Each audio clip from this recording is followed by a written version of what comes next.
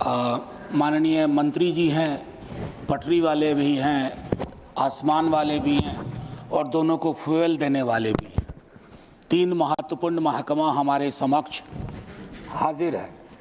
Sir, railway amendment bill pay चर्चा हो रही है, लेकिन आमतौर पे मैं देख रहा हूं कि रेलवे को लेकर के जो सार्वभौमिक चिंता है वो बिल से ज़्यादा व्यक्त हो रही है।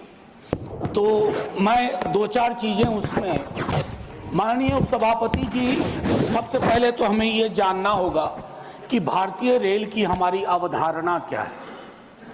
मैं 3 फिल्में ले रहा हूँ। पाकीज़ा, जिसमें ट्रेन बोलती है, आप पाकीज़ा में बार बार ट्रेन का सीक्वेंस आना वो कई चीज़ों के प्रतीक के रूप में इस्तेमाल हुआ है। दूसरा, गमन, माइग्रेशन की पूरी पीड़ा, और मैं उस क्षेत्र से आता हूं जहां की ट्रेनों के नाम वहां के हालात बयान करते हैं। श्रम शक्ति, श्रमजीवी, जनसाधारण। वंदे भारत अभी तक हमारी किस्मत में आया नहीं है। मैं कुछ बातें, माननीय उपसभापति महोदय, और एक फिल्म है कुली, उसके भी क्या निहितार्थ थे हम सब वाकिफ हैं।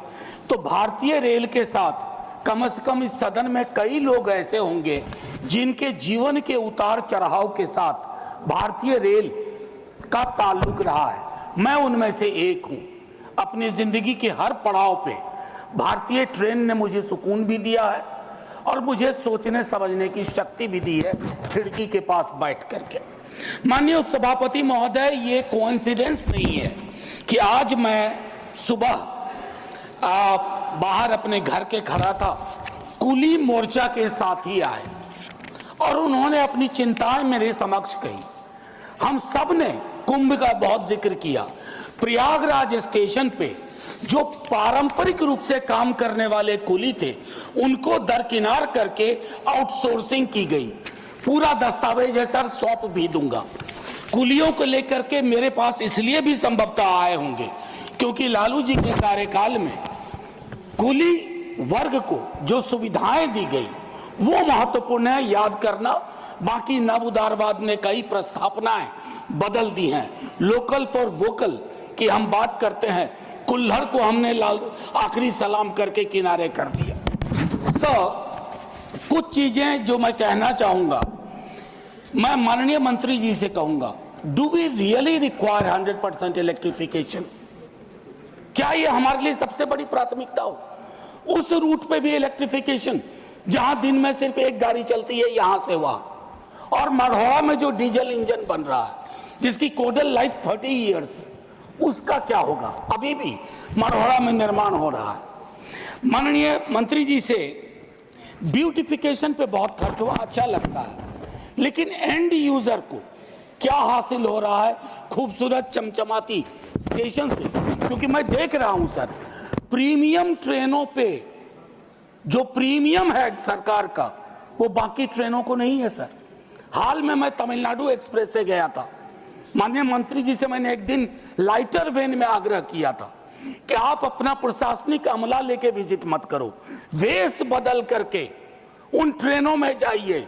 श्रमजीवी, श्रम शक्ति, टीएन एक्सप्रेस, कोई आपको पहचाने नहीं कि आप अश्वनी वैष्णव है, तो आपको फर्क पता चलेगा। माननीय मंत्री जी, IRMS बनाया, लेकिन उसमें 8 सर्विस और जोड़ दी। क्या हासिल हुआ भाई? पुनर्विचार करिए, कुछ फैसले अगर बदलने पड़े। अब इसमें 8 नई सेवाएं हैं। 4 वर्षों से चल रहे सर्विस निगोशिएशन का कुछ हासिलात नहीं हुआ। मेरा मानना है कि पहले का जो रेलवे का था कि 5 बोर्ड मेंबर्स बोर्ड में जो अपना अपना डोमेन नॉलेज लेके आए, उनको उसको बहाल किया जाए। मैनुअल कपलिंग अभी भी क्यों हो रही है कोचेज एंड वैगन्स में, जिससे मौत की आशंकाएं रहती हैं? क्या हम इस परिपाटी को खत्म नहीं कर सकते? हम तो खैर क्या कहूं, शिकायत भी नहीं कर सकता। सीवेज में उतर के मरने वाले के लिए आज तक सिवाय आंकड़ों में जोड़ने के हमने कुछ नहीं किया। स्टाफ को लेकर के चिंता है सर। रेलवे बहुत बड़ा एम्प्लॉयर भी था, बहुत बड़ा, one of the biggest employer.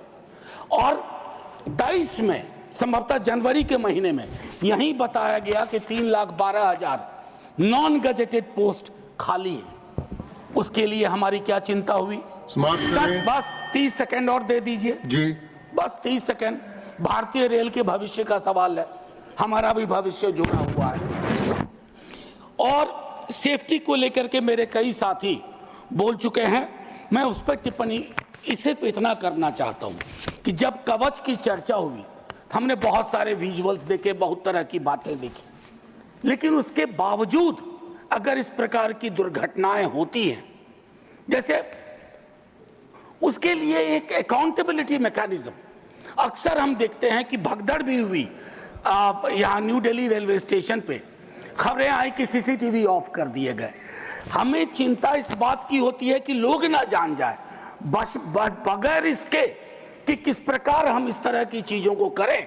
अंत में आखिर मैं आपसे आग्रह करूंगा, सर, भारतीय रेल इस देश के मन में रची बसी हुई है, उसको इतना आसमानी ना बना दिया जाए कि हमें अपने हाथ से दूर जाती दिखे। वंदे भारत से कोई विरोध नहीं सर, बहुत चलाइए वंदे भारत, लेकिन जो आपकी पुरानी ट्रेन थी जिसमें 80% आबादी आज भी सफर करती है, उन ट्रेनों की क्या हालत है उस पर भी विचार करें। शुक्रिया सर, जय हिंद।